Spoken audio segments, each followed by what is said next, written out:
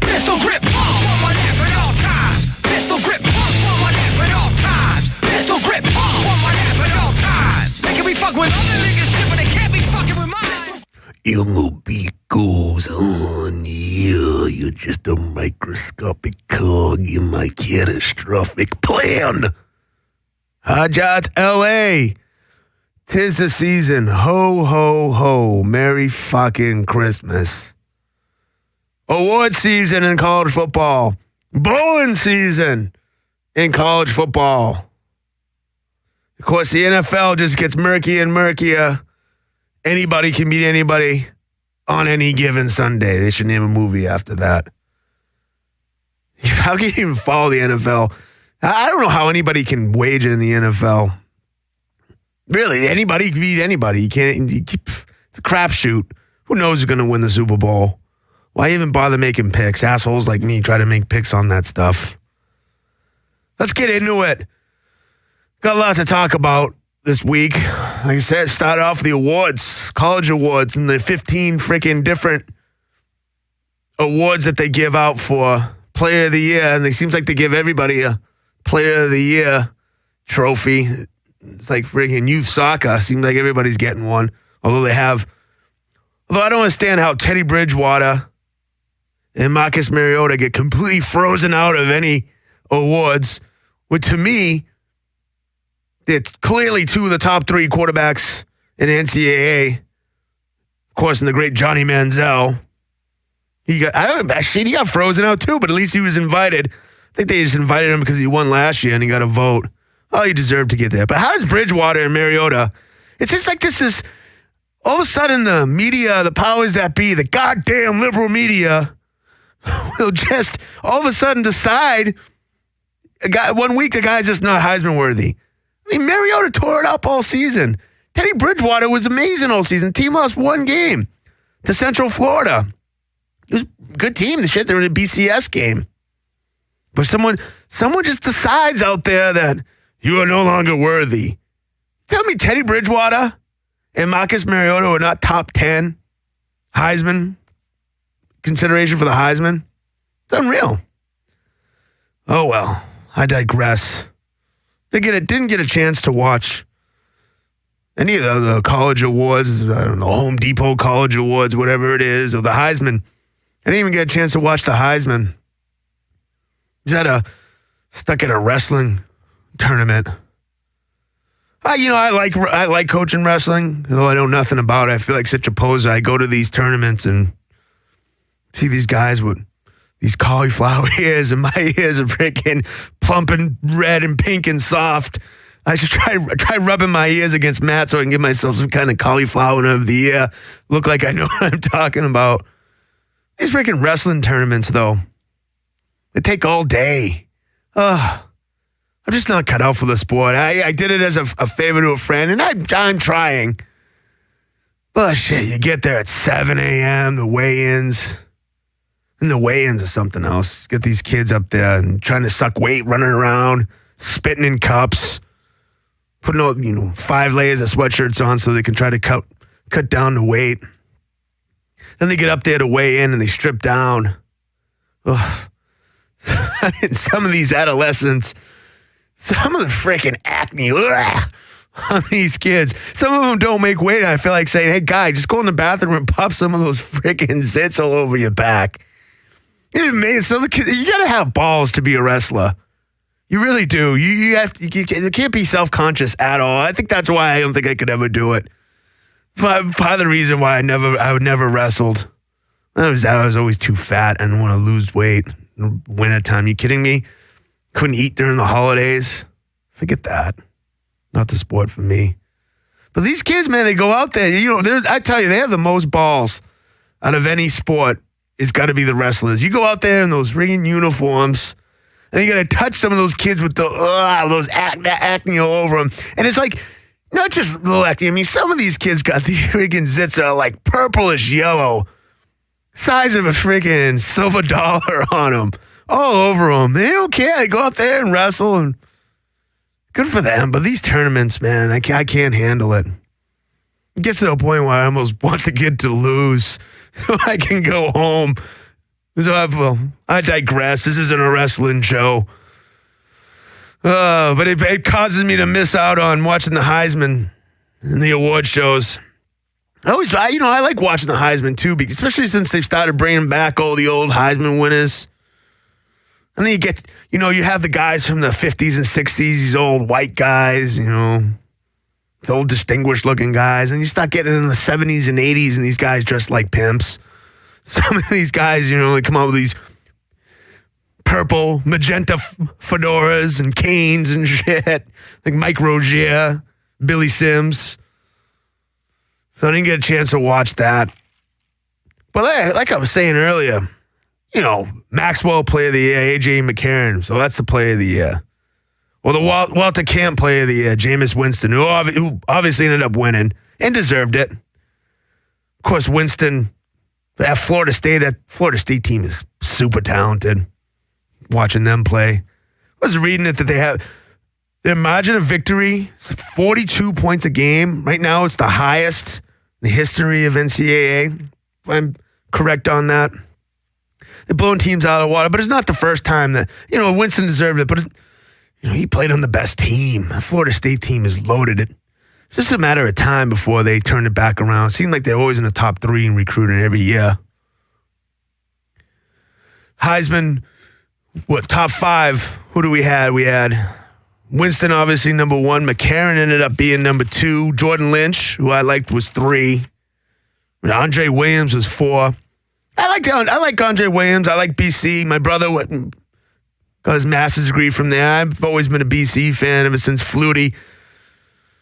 But I don't think you can't tell me Andre Williams was a better football player this year than Terry Bridgewater. Yeah, it just seems like all of a sudden, guy ran for 2,000 yards, no doubt about it. You got to get defensive players in there too. They should just they should just forget it. Heisman Trophy is for the best offensive player. Just come right out and say it. But it seems like in the last few years, though, they have gotten it right. They have given it to the best player. But you look back, especially in this decade, well, this century, if you will. You guys got Chris Weinke, Eric Crouch. Chris Weinke, the best player that year was LaDainian Tomlinson. Eric Crouch, the best player that year was Julius Peppers. That guy dominated. Carson Palmer in 2002. Willis McGahee was a great player then. Jason White in 2003. Should have been Larry Fitzgerald. Jason White. I've got a sniff. I don't even think he went to an NFL training camp. Another example of a guy with just the best team and pulled the trigger on it. Matt Leinart, 2004. Adrian Peterson should have won it that year. Reggie Bush. Adrian Peterson got screwed that year, actually. Reggie Bush was the best player, no doubt about that, although technically that's vacated. Troy Smith in 2006. I believe he's in Canada now. Tearing up in Canada. It's the same year as Calvin Johnson. Calvin Johnson was best player then. Timmy Tebow in 2007. He's the best player, I guess. Sam Bradford. Suppose he was the best. Mark Ingram.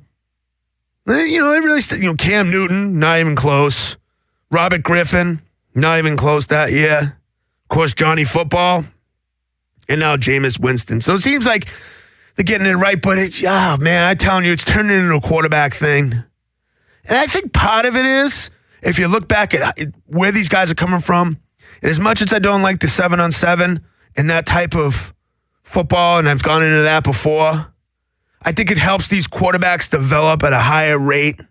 So these quarterbacks come into college and they don't, 2 years in a row we had redshirt freshmen win the Heisman, 19-year-old kids. Man, you look at Jameis Winston, you don't look 19, he looks about 32. But, 19-year-old kids, and they're throwing all the time. So they're competing at these camps. So I think that's the residual effect. But you got to have a defender in there once in a while. Be curious to see how Miles Jack's career plays out at UCLA. Guy going both ways. He won big Pac-12 Rookie of the Year, both offensively and defensively. What a talent, Miles Jack. Great player. I was watching the thing the other day. Miles Jack, before they even threw him in a running back, never gave him a handoff once. in practice. Had him do a couple walkthroughs, went out there. Hundley said, hey, what do I do? Hundley said, hey, just go left. I'll give you the ball. Ended up 6 carries for like 120 yards that game or something like that. Hey, I'm a football coach, but I tell you what. One thing right now, practice is overrated. You got talent. Can't beat it. Especially a position like that. Just instincts. You can't teach someone some of that stuff. Guy didn't carry one time in practice. He carried six times for 120 yards. I hope they continue to use him both ways. Be fun to watch going forward. You can use guys both ways. I don't get why coaches don't do it. Now, I'm not saying you're going to give them the ball 25 times and expect them to play defense 6-7 times. Use them as a decoy once in a while. I mean, Charles Woodson was the only guy who was technically a defensive player, but he was returning punts. He was playing wide receiver. I don't get why you don't see it. It's just that conservative nature of coaches. They want to stick them one way. There's no free thinkers in the game. None whatsoever. Aaron Donald, I haven't really watched him play from Pittsburgh, but evidently that guy dominates. But then I was reading a thing, they project him as a 2nd or 3rd round pick because he's too freaking short. He's 6 feet. It's ridiculous. And then you turn around and watch the Patriots. They're running with 2 5'9" white boy receivers, which I'll talk about when I talk about the pro. Yeah, screw it. I'm into it anyway. I don't get it. They throw 2 5'9" white boy receivers out there for Tom Brady. And expect them to throw fades at the end of the game. The end of the game yesterday versus the Dolphins.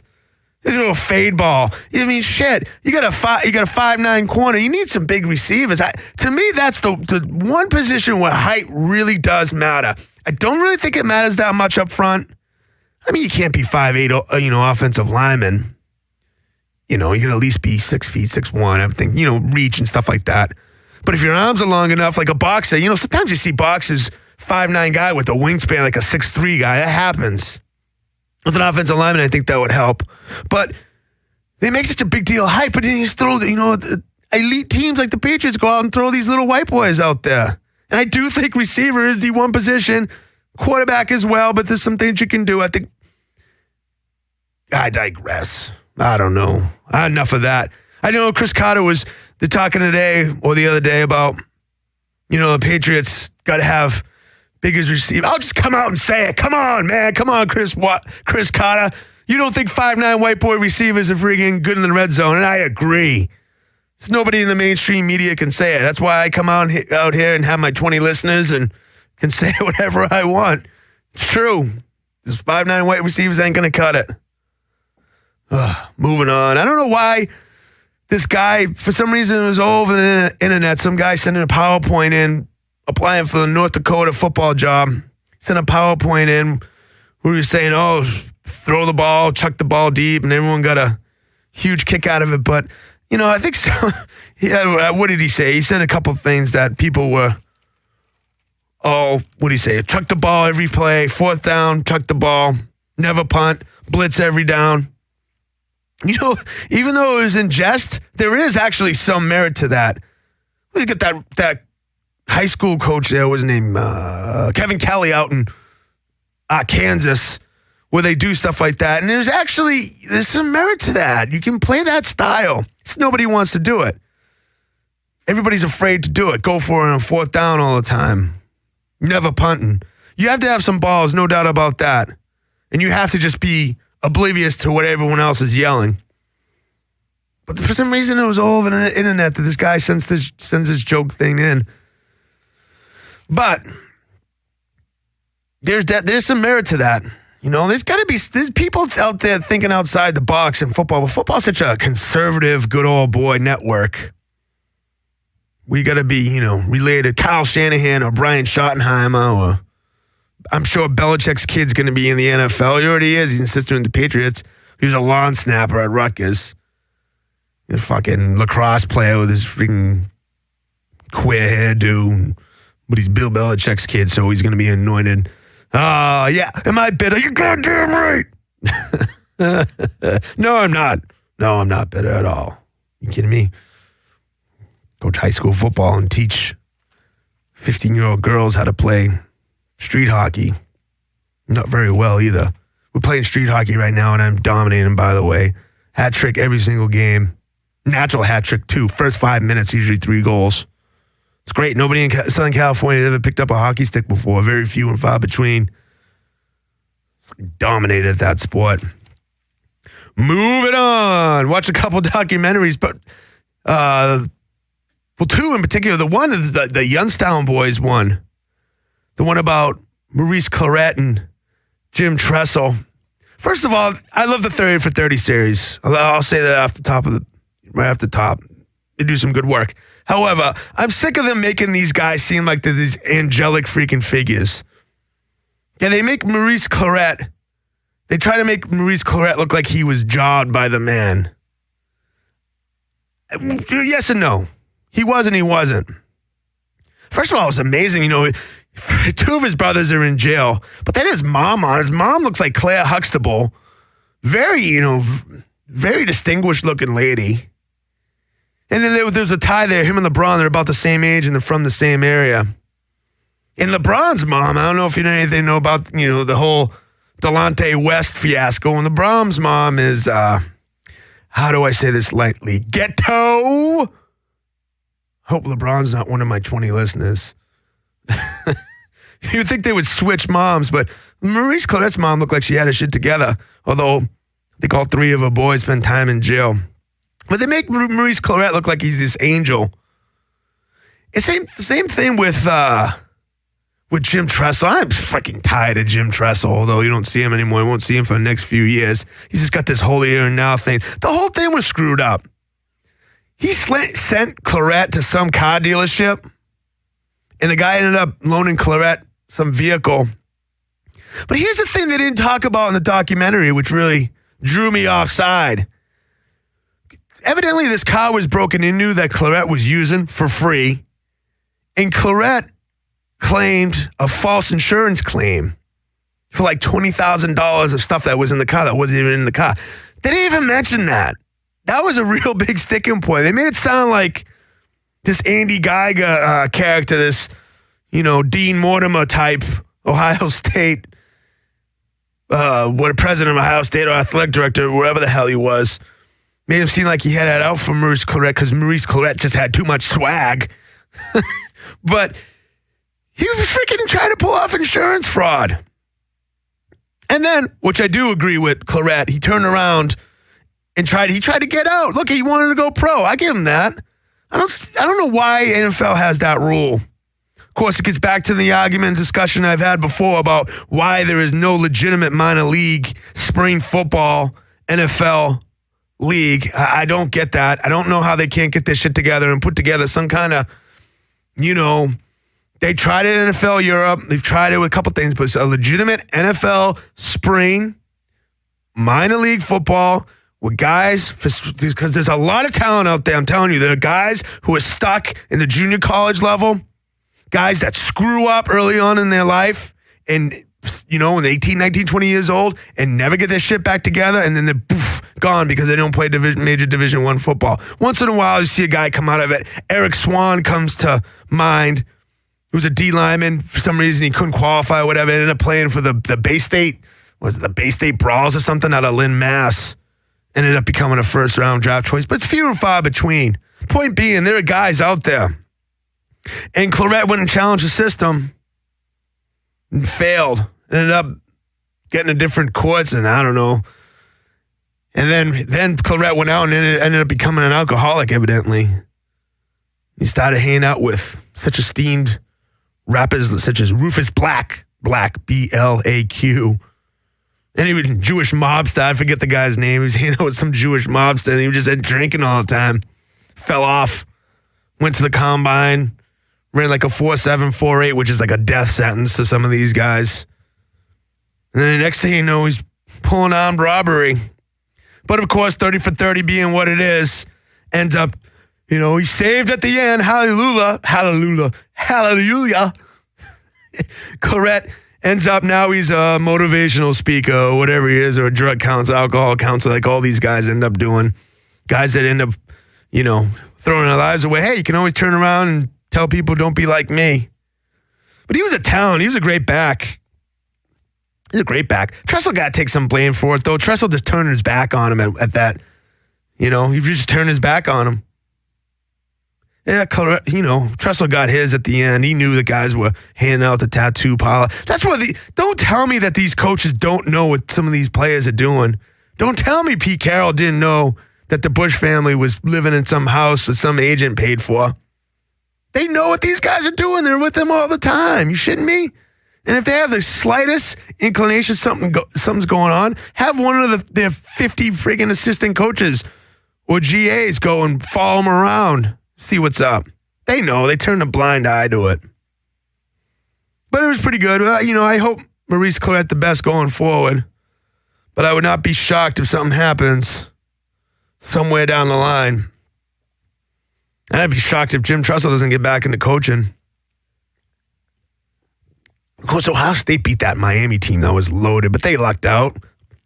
They went 14-0, but they had like 10 games were decided by 7 points or fewer. Well, prolate spheroid bounces funny. The other documentary I watched, I was actually a little disappointed in this one. I thought it was going to be a lot better. Was the one Houston 93 about the 93 Oilers. Man, they made that team sound like the most talented team ever.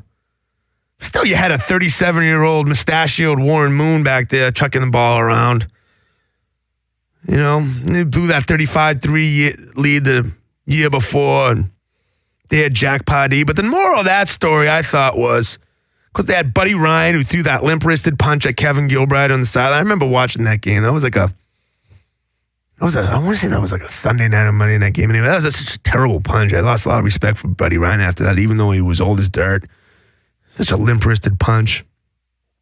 But that's what happened. The moral of that story is everyone's got to be on the same page. You need a head coach. If they're going to play that CEO role, which is almost all of them do, you got to have compatible guys on both sides of the ball. You can't have guys motherfucking the offense or MF, pardon my French, or MF in the defense behind their backs, you know, and on the sideline, come on, offense, you're not doing anything, and vice versa. That does not work. I think that's one of the things Belichick does well. I think he brings both sides of the ball together. I think that's what the good ones do. But Pardee let Buddy Ryan come in with his cult of personality, start talking mess on Kevin Gilbride and calling the offense chuck and duck and all that stuff, which I tend to agree with. Some of that throwing the ball all the time, obviously. But yeah, you know, I didn't think that was all that great of a documentary, to be honest with you. One thing, though, is funny that you know, it shows you how times change so quickly. The offensive lineman Dave Williams decided to skip a game, miss a game because his wife had a baby, the first baby. And the owner, Bud Adams, who still owns the Titans, by the way, Tennessee Titans, called him out and said, expect him at the game. You need to be at the game. That would never happen now. Now it's, you kidding me? In this PC world, they wouldn't call anybody out on any of that. Of course, oh, no, you got to go. But even back then, the early 90s, and if you go 10 years before that, it would be unheard of a guy missing a game. Just different. You know, now people in the delivery room delivering babies. How things change. But I thought I was expecting more out of that documentary. Looking forward to the one this week, though, about Marty Schottenheimer. Marty Schottenheimer. He's one of, 5 coaches in NFL history, 200-plus wins. Guy wins. That doesn't mean that Brian Schottenheimer could call plays, because obviously he can't. It's like Kyle Shanahan, the fiasco in Washington. I read an article today about saying that they think Kyle Shanahan's a problem. Kyle Shanahan does nothing but whine. Oh, imagine that. Kyle Shanahan, I'm sure he was a child of privilege growing up, and you know, I'm sure he really clawed his way out of the gutters, whatever prep school he went to, whatever elite prep school, Kyle Shanahan. And then, you know, all of a sudden now he's anointed that he's one of the best 32 play calls in the world. It's a sinking ship. I used to like the Redskins too growing up, but not anymore. Then I realized, why would you pull for a team that you don't even live in the area? What's the point? But that's a sinking ship. Ended up benching RG3, which, Madden came out. John Madden was appalled. He was appalled. He called it a travesty to the integrity of the league that they would bench Robert Griffin III, pull him for the year because Shanahan says that, he wants him ready for training camp. I don't know if that's the reason. Shit, they went out and took Kirk Cousins, second round, third round, the same year. If things aren't working, things aren't going right, I do think Shanahan has the right to go in and put someone else in. Kirk Cousins might be the answer. Who knows? Or at the very least, they can go out and trade and get a first-round draft pick back because they pooched that away, give it to the Rams. So the Rams are going to end up with the top 5 pick. I think the Redskins are probably going to end up with a top 5 pick. It's going to go to the Rams. But I don't see anything wrong with that. I think Griffin should at least suit up. But that's a fiasco. Speaking of fiascos, how about the Cowboys? Tony Romo. I don't get this Tony Romo. The dichotomy of Tony Romo. It seems like 1 minute you read these advanced metrics that Tony Romo is his greatest come from behind fourth quarter quarterback ever. And then the next moment you read that Tony Romo throws the most interceptions in the fourth quarter and overtime. I don't get it. That team's a fiasco. But they have talent, man. I'm telling you, that Cowboy team is talented everywhere. But that was ridiculous. Jason Garrett got to go. That Opie Cunningham-looking motherfucker got to friggin' get out of there. You kidding me? Jerry Jones got to clean house and get somebody else. They were up, 23 points at halftime and then ran the ball 7 times in the second half? Jesus Christ. You joking? Especially DeMarco Murray looking like Adrian Peterson back there. 7 times. And then Garrett did kind of throw Romo under the bus. Romo checked that out into a pass, although the guy was wide open. The quick slant was there, but it didn't click, and he ended up throwing that pick, which is awful. But Garrett, I guess he's just being honest. What the hell? You want guys to be honest, but he did kind of throw Romo under the bus. Has there been a more polarizing quarterback in NFL history than Tony Romo? I don't think it helps that Romo's last name rhymes with gay guy, but I don't know. The Cowboys, they can sneak in. I'm telling you, they still make me nervous. They still make me nervous. I wouldn't want to face them.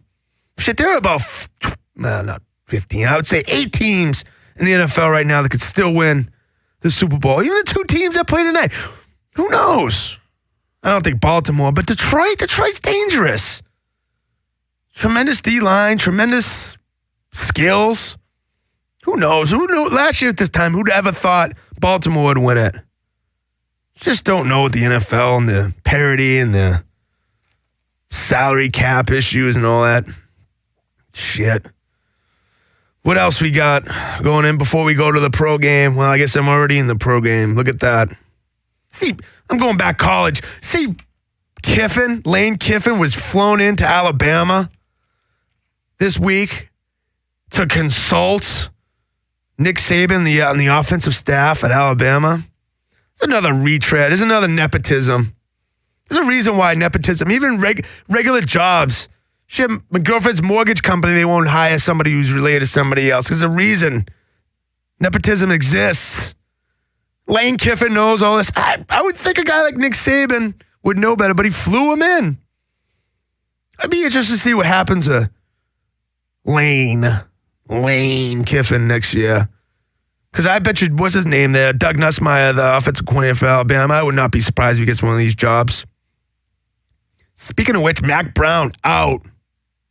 It seems like ESPN contrived that one, doesn't it? I smell ESPN on that one. I think they started pushing it.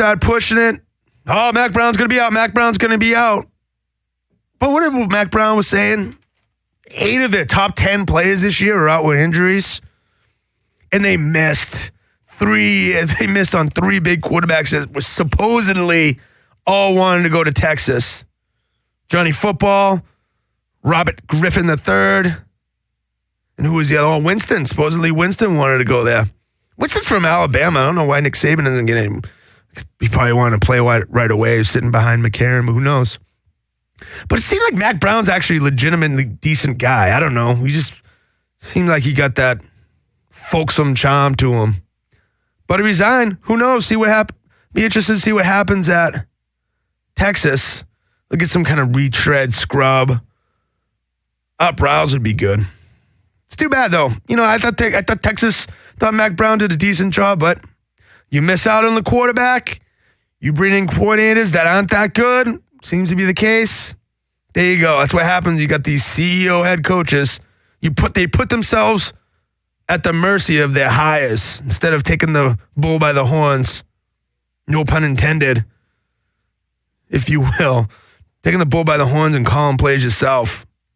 Which is why I respect guys like who actually do that. Your Andy Reeds, your Chip Kellys. I don't know if I guess those guys have offensive coordinators, but I think they call them plays. And I think when push comes to shove, they call them plays. It's amazing how bad the play calling is in the NFL, especially in plays to win the game. Man, I wish I had more time to just sit and cut up film and look at all the plays to win the game and how bad they are. It's like the Kyle Shanahan, the Washington one. They go for 2, which I see nothing wrong with that. Go for the win. Screw it. You're not in the playoffs anyway. And they go 4 wides, and they run this little shit slant out combo. Nothing there. And the aforementioned Patriots, double skinny post to 2 5'9" wide receivers. They drop it in his zone. Had another guy underneath. Tom didn't see him. Threw it right into him. I feel bad. Like I say all the time, the best defensive coordinator is the offensive coordinator.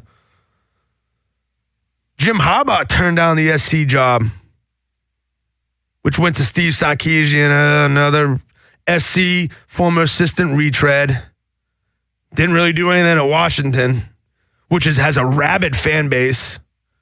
Speaking of Miles Jack, he's from Washington. He's from Bellevue, Washington, which isn't that far away from University of Washington. Missed out on him. But SC's SC. They'll always get a talent. If anybody doesn't win SC's because they're a fuck up, Southern California is a hotbed of talent, and they can go out and get players all up and down the West Coast. They just have to battle Oregon, which, because Oregon, the de facto cool kids in the NCAA, and Oregon will be back next year in a big way, especially with Mariota coming back. Kind of a side note, but relevant. See, Ryan Friel, the baseball player who killed himself, just came out the other day that he had CTE himself. Oh, boy. The cat is out of the bag. The genie is out of the bottle.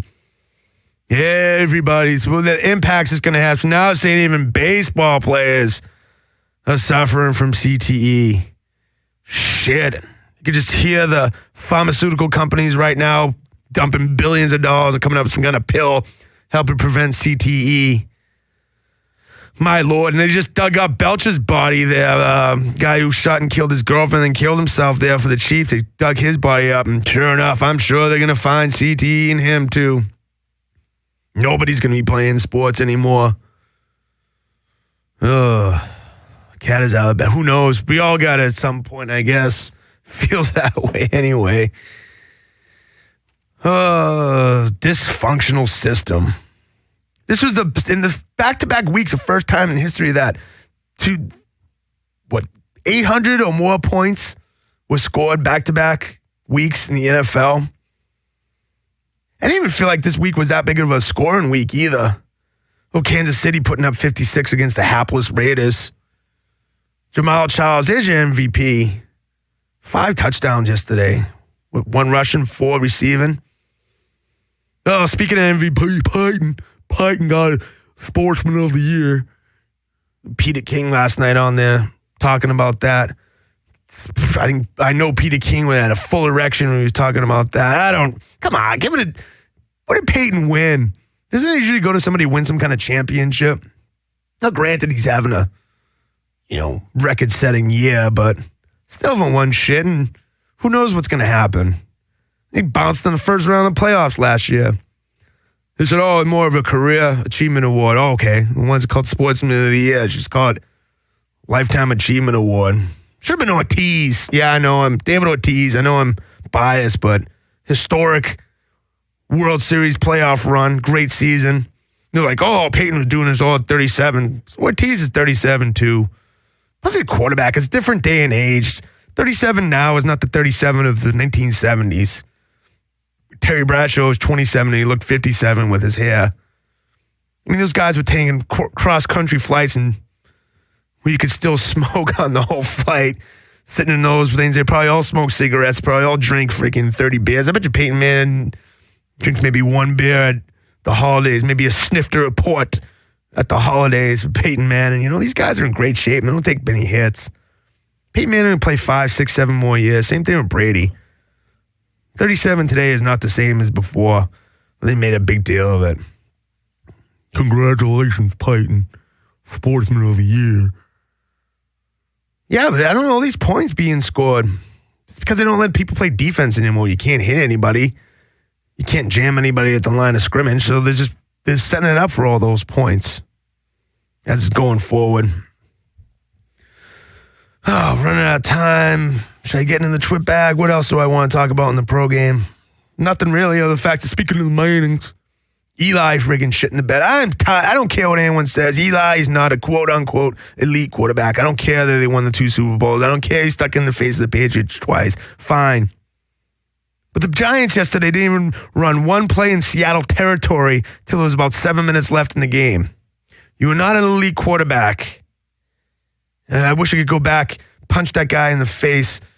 As I go, oh, Eli Manning's better than Tom Brady because he won 2 Super Bowls against him head-to-head. Yeah. Seattle 23, Giants nothing at home. Just disgraceful. Speaking of Kevin Gilbride, I don't know. I don't think Coughlin, I don't think he survives this. It's funny how things are just sports, man. Hero one day, bum the next. Can't figure it out. Can't figure out Minnesota playing without Adrian Peterson going out and putting up 48 against Philly. Matt Castle and Philly, and you know, Philly's a team I seem to have got that shit together. Can't figure it out. Seattle posting it on New Orleans. New Orleans something like what, 2-5 or 3-4? Something like that on the road. New Orleans can't get it together on the road. The great Sean Payton, the offensive genius. Can't be not genius on the road. Any other games I want to talk about? Probably not. San Fran over Tampa Bay, good. Cut the head off of Shiano. I don't want him to survive another year. We have to listen to that. Richie's done. Richie Incognito. He's going to pay him for the rest of the year to sit at home. He must be ecstatic. Great. Until they figure it out. It's only been, 8 weeks since Jonathan Martin decided to throw his pasta tray down on the floor. They can't figure it out in 8 weeks. What the hell happened? They're going to draw this out like it's a judicial system, like they have all this other stuff that they have to. They probably got 2 or 3 guys working full time on this shit, and they still can't figure it out. But he's done. Richie. I'm sure he'll end up on the Jets next year. Him and Sexy Rexy are a match made in heaven. All right. Oh, shit. Fuck. I want to get into the bowl games, too. God damn, time flies.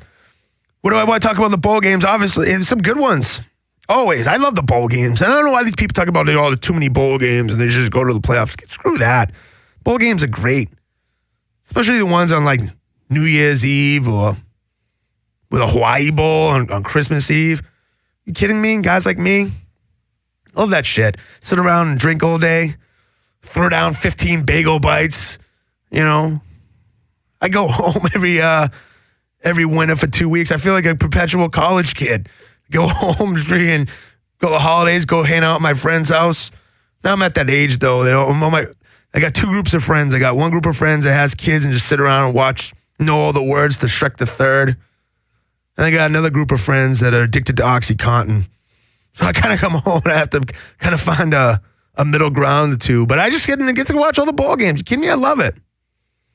Hawaii Bowl, Christmas Eve, Boise State, Oregon State, great. Bring it on. With a Royal Purple Las Vegas Bowl, that's a good one. Fresno State versus USC. See how SC responds, especially against David Carr's brother. I even know his name, but Derek Carr and Ed Orgeron. What a fool. Just walks away from SC. Who's going to hire Ed Orgeron to be the head coach with Appalachian State? Towson State going to hire him? No one's going to hire Ed Orgeron to be the head coach. He'd be a goddamn idiot. He got lucky. Guy didn't know a good thing when he had it, and he freaking quit because he got his panties in a bunch because they hired Steve Sarkisian. Fool. Some of the bowls I talk about, but I don't want to get into all of them. Chick-fil-A bowls, great one. Johnny Football, probably maybe his last game, should be. Versus Duke, blow him out.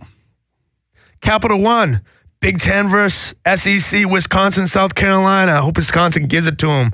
I'm sick of everybody talking about how bad the Big Ten is. Advocare V100 Bowl. I love the names. Gotta love them. Arizona, BC. Two of the best. What's his name? Carey and Williams. Two great backs. Battling at it. BC's always tough in the bowls. Rose Bowl. Two grind them out smash teams. Stanford and Michigan State 4 and 5. Sugar Bowl's a little. Oklahoma, Alabama. Alabama's gonna roll them. Orange Bowl. Clemson, Ohio State. Yeah.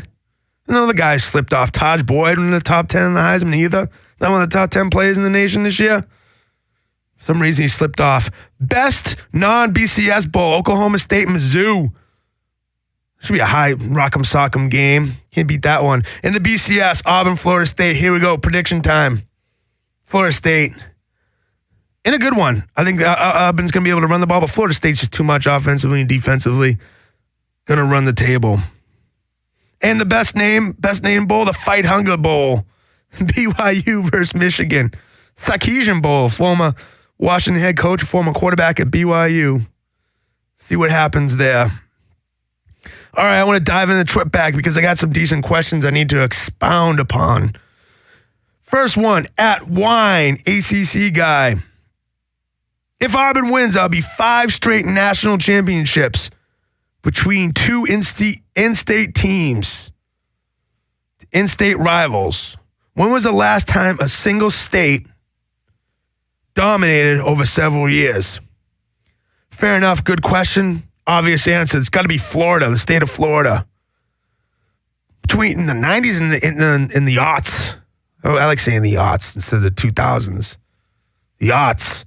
Over 17 years, he had 7 national championships and 6 runner-ups. That's 13. Either national championship or runner-ups in over 17 years. You go back a little further, 87-08, 21 years, he had 9 national championships. Miami dominated. Florida State dominated. Florida State's back, obviously. And Florida right now, just in the doldrums. They'll figure it out, though. They got injured a lot this year. And Miami, I don't know what the hell the deal is, Miami. Can't draw fans. Falling off 7 or 8 years ago watching that documentary. Those teams were loaded. But they'll be back. But that's the obvious answer to that is Florida. Florida dominated. But a state like Alabama, Auburn, if Auburn wins, but, not taking anything away. The state of Alabama has dominated over the last several years. Next question, at DJ Jeff Weaver. Hear a lot of head debates about elite quarterbacks. But who are some of the elite linemen right now? Great question, especially for someone like myself, coaches offensive line. Now, however, it's tough to really study the great offensive linemen. You got to really look at them. But some of the guys, there's some real good ones right now out there. One guy I think that's really good, especially in light of what's happening in Miami right now, is Mike Pouncey.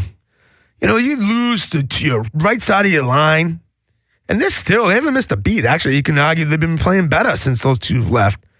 But Mike Pouncey, great center from Miami. He's got to be up there. Of course, a couple passes. Nate Solder's been a really good tackle for the Patriots the last 2-3 years, though he's been injured.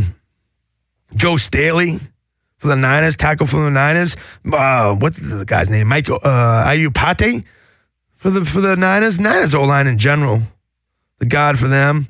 Another guy, Jordan Gross, Carolina Panthers. He's been great. He's been playing both guard and tackle. Joe Thomas. He's also been outstanding for the Browns. Browns have a great O-line, too. That's why, the Browns aren't that far away. Browns can go ahead and find a guy that they feel comfortable with going forward with. I think Jason Campbell's decent, but, they got a couple draft picks now because they fleeced Indianapolis. Evan Mathis is a guy that I think's real good. The Eagles' O-line's pretty good, too. I've watched them a couple times. They dominate. Of course, some of that's a style, and it doesn't hurt when you have the best running back in the league with LaShawn McCoy back there. But the guy Evan Matthews is a really good player as well. And then what's the guy's name from the Broncos? Luis Vasquez. Another good guard as well. So those are some of the guys I think. Sebastian Vollmer, Patriots as well. Those are guys, but it's tough. I think you can go out and find offensive linemen, to be honest with you. I've always felt I think there are good O-linemen out there across the board.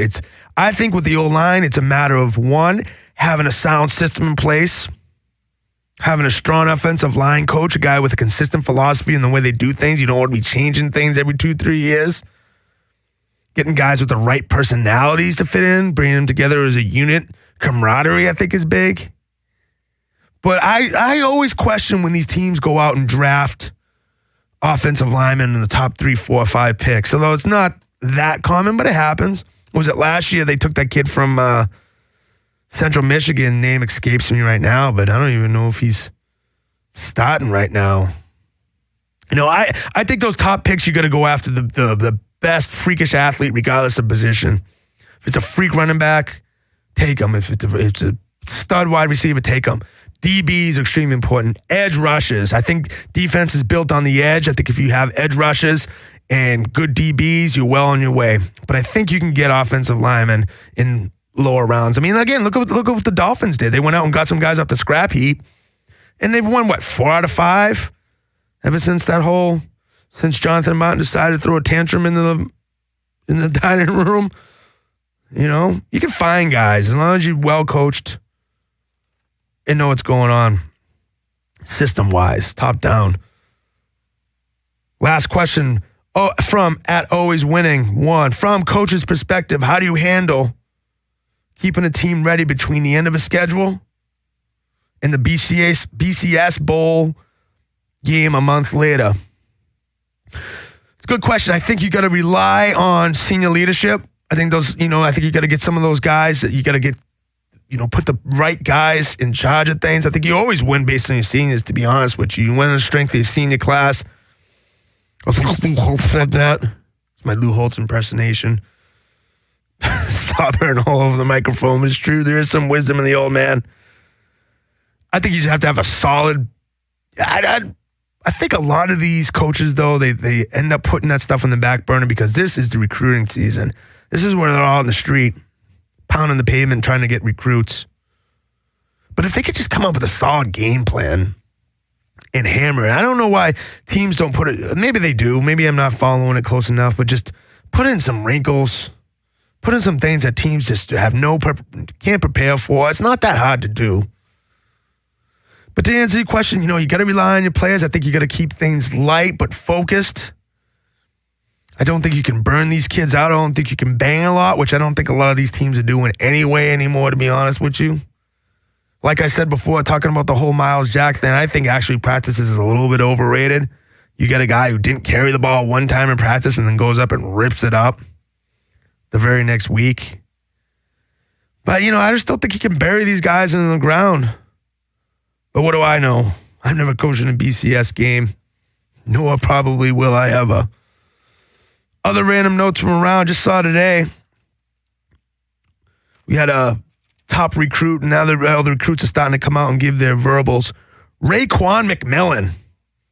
I love it. We're getting in the day and age now where teenagers' first names are members of the Wu-Tang. Can't wait till Method Man Hendrix comes out. But Raekwon McMillan he's from Georgia, ended up spurring all the SEC teams to give a verbal to Ohio State. Freaking Urban. I'm telling you, Urban Meyer in Ohio, he's gonna keep them. If he stays around, Ohio State was not gonna go anywhere for years to come. There's something about Ohio State. It's one of the few, if not the only, cold weather team that I think is going to be able to keep their act afloat for decades to come. I think Michigan's going to go the way of the dodo. I think Michigan's going to become irrelevant. But freaking Urban, how do you pull a kid out of the South and bring him all the way to Ohio State? You know, this kid's supposedly a stud. Number 10 overall. Which brings me to another pet peeve of mine. I can't believe these kids, you know, of course, this is ESPN. Again, I blame the freaking evil empire. They bring the kids out. They line out all these hats. And then the big thing the kid does now is he takes one hat and he fakes it and puts it on his head and then throws it away and puts the other freaking hat on. They didn't realize how much blood, sweat, and tears these recruiters put into these kids. You know, they're freaking spitting on these guys' lives, man. They're spitting on these guys' livelihoods by faking one hat. You know, some 17-year-old kid. It's just disrespectful. They let him get away with it. As a matter of fact, ESPN encouraged that shit.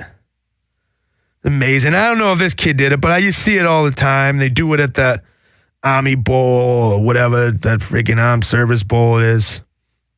They end up faking the one hat and just spitting in the eye of the whole process.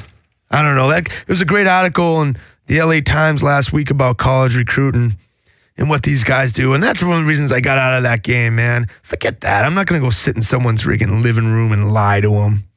And then you put in all this time and effort. I mean, trust me, these guys put in a lot of time and effort. They sit up till 10, 11, midnight, you know, calling wherever coast you're on, calling different kids and texting them.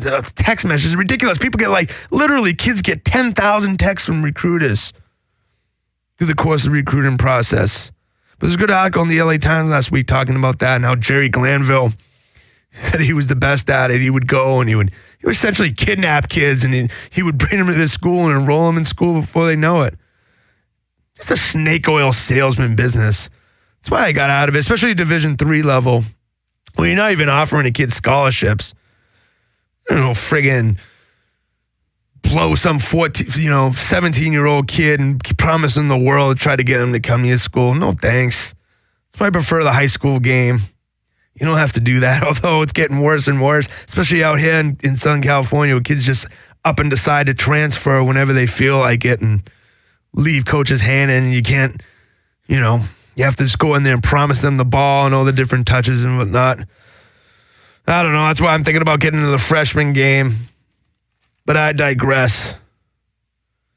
Oh, last thing I want to leave with, 2 weeks ago, I think, how about that Oklahoma State male cheerleader who tried to trip that Oklahoma player in the last play of the game?